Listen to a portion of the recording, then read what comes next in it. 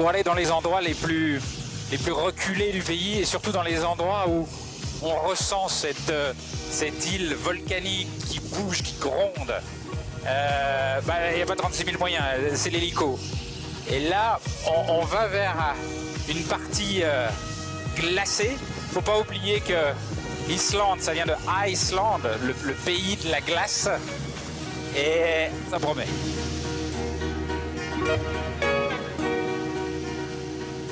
Et alors c'est Mathias qui m'emmène. Ma vie est entre ses mains. L'hélicoptère, c'est un peu d'aller partout parce qu'il y a beaucoup de zones qui sont totalement inaccessibles. Oui, tout à fait. Il y a beaucoup de lieux qu'on ne peut pas atteindre en voiture. Alors effectivement, sans hélicoptère, on ne va pas bien loin.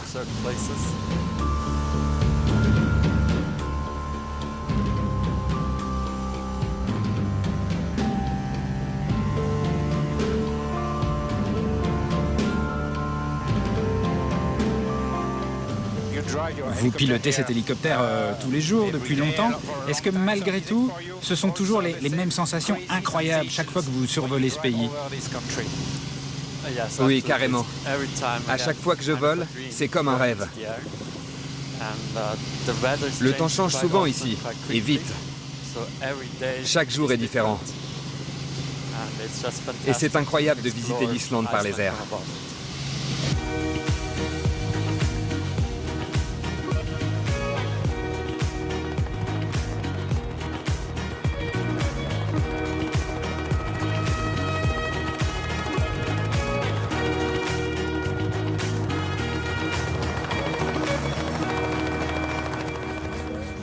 Oh là là, ça c'est fabuleux.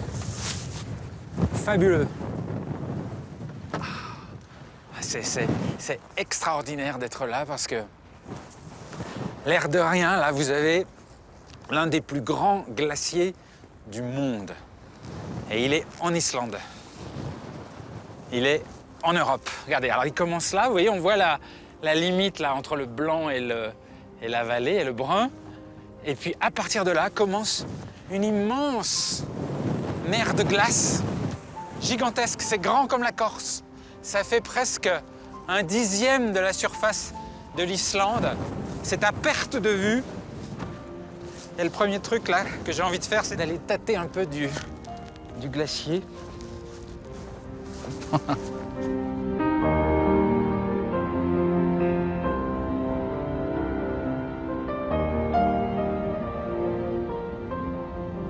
C'est quelque chose d'être là. Hein.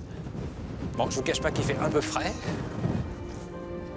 Et on se rend pas compte, mais à certains endroits, il fait quand même 1000 mètres d'épaisseur. Vous imaginez 1 kilomètre de glace sous les pieds. Et il a l'air tout calme comme ça. Mais il faut savoir que sous cette glace, il y a des volcans. Des volcans qui sont cachés par la glace et qui sont loin d'être calmes. C'est des volcans actifs qui sont en train de mijoter. Donc, je vous laisse imaginer ce qui se passe si tout à coup, il y a une éruption et il s'en produit régulièrement.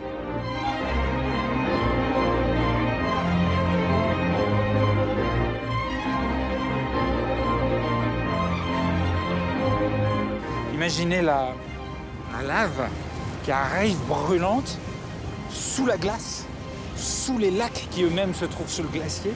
Ça déclenche des phénomènes d'une violence insensée, avec des panaches de vapeur qui montent sur des kilomètres dans l'atmosphère, et puis surtout des torrents d'eau, de boue mélangée. On appelle ça ici les jökulhlaup. C'est un phénomène que l'on craint beaucoup en Islande, parce que quand ces torrents d'eau dévalent dans les environs, ça arrache tout, ça coupe les routes, ça arrache les ponts, ça coupe les lignes électriques. Donc ça a l'air paisible comme ça. Mais sous ce calme se cachent des monstres.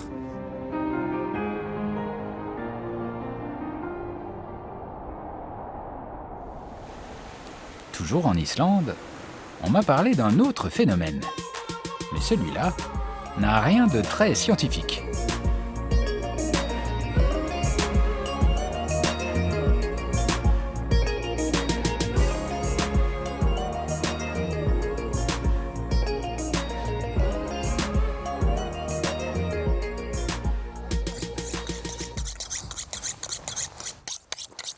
Bonjour. Hello. Ah mais c'est incroyable. Ah, Il est énorme. Bonjour. Bonjour. Ça va? Bienvenue. Thank you. Mais qu'est-ce que c'est que ce truc? C'est gigantesque. Oui, c'est une belle bête. Elle doit faire dans les 600 kilos. Mais qu'est-ce que c'est? C'est quoi comme bête? C'est quel poisson? C'est un requin du Groenland. On dit arcal. Je ne sais pas comment on dit en français. Requin. Requin. Requin. C'est un requin. Arcal en islandais. C'est un requin méchant? C'est qui attaque les hommes, ça? Non, non. Seulement si j'étais mort et que je me retrouvais à 1000 mètres de profondeur. Alors là, il mangerait mon cadavre. Ah, d'accord. C'est un charognard des mers. Il mange de tout. Regarde, ça, ce sont ses yeux. Et ça, ce sont ses radars. Il s'oriente comme ça, mais il n'a pas de cerveau, c'est vide. Ça sonne creux. Mais pourquoi il sent mauvais comme ça? Qu'est-ce qu'il a? Il sent un peu le vieux requin. Ça sent bon. Ah bah dis ça. On n'a pas tout à fait les mêmes goûts alors. Tiens, viens boire. Viens là. Passe ta tête. Avant, ici, il y avait le foie.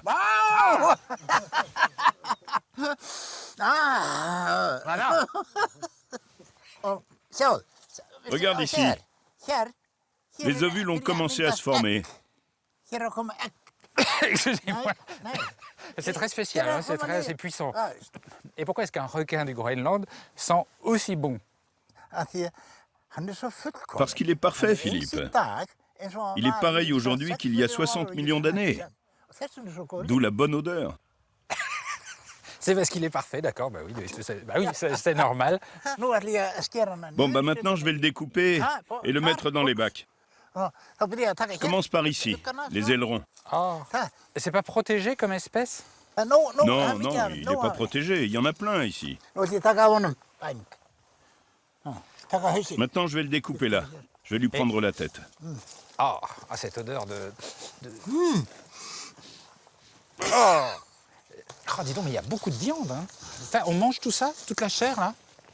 Non. Ah bon, tout ça, c'est perdu? C'est pour le chat? Non. Quand j'étais petit, ma grand-mère, elle donnait la tête du poisson au chat, là, il serait content. Après avoir découpé ce requin fraîchement pêché, Hildy me propose de passer au séchoir pour aller goûter. L'air de rien, ce requin qui sent mauvais est un mets extrêmement recherché en Islande. On pourrait même le comparer au foie gras.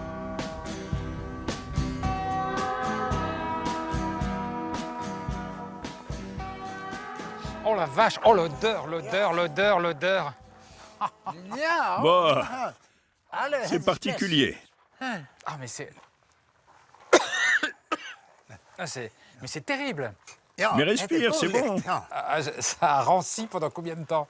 C'est resté 6 semaines dans les bacs. Et puis ici, environ 4 mois.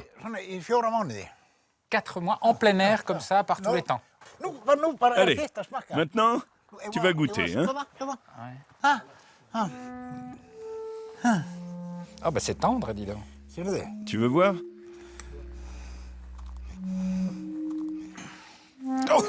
Non. Jamais j'ai senti un truc pareil. Franchement, c'est vraiment, ça sent l'ammoniac, mais pur. Ça me rappelle mes cours de chimie quand j'étais... Oui, faut être habitué. Allez, tu fais comme ça. Ouvre la bouche. Ouvre la bouche. Allez, ouvre la bouche. Ah mais après tout ce que j'ai... Après tout ce que j'ai vu, j'ai du mal. Comme ça?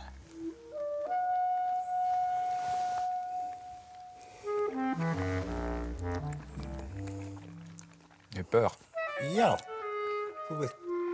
T'es un vrai homme maintenant. Un vrai héros français. Oh, mais qu'est-ce que c'est que ce truc? Oh!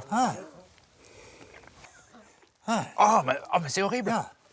Il faut que j'avale ou... Regarde. C'est terrible. Mais c'est terrible, mais comment on peut manger un truc pareil? C'est terrible, c'est terrible, c'est terrible. Oui, c'est particulier. Alors... Alors au début on sent rien, on se dit ouf, finalement c'est pas si terrible. Mais après c'est comme si vous mangiez un poisson avec tout à coup une énorme gorgée d'ammoniac, vous voyez, qui vous viendrait dans la gorge, mais qui vient en deuxième bouche. Et là effectivement, c'est une expérience, quoi. C'est un truc c'est une sorte d'initiation, de rite, de défi. Je sais pas. Je vais te raconter. Je vais te dire une histoire. J'ai une petite fille qui a 8 mois. Lorsque ses dents poussaient, ce qui marchait pour la soulager, c'était de mettre ça sur sa tétine. Je lui mettais un peu de requin sur sa tétine, alors tout de suite elle allait mieux. Elle était contente de téter du requin. Elle a commencé à 3 mois, figure-toi. Ma petite fille. Et les Vikings, ils mangeaient ça? Bien sûr.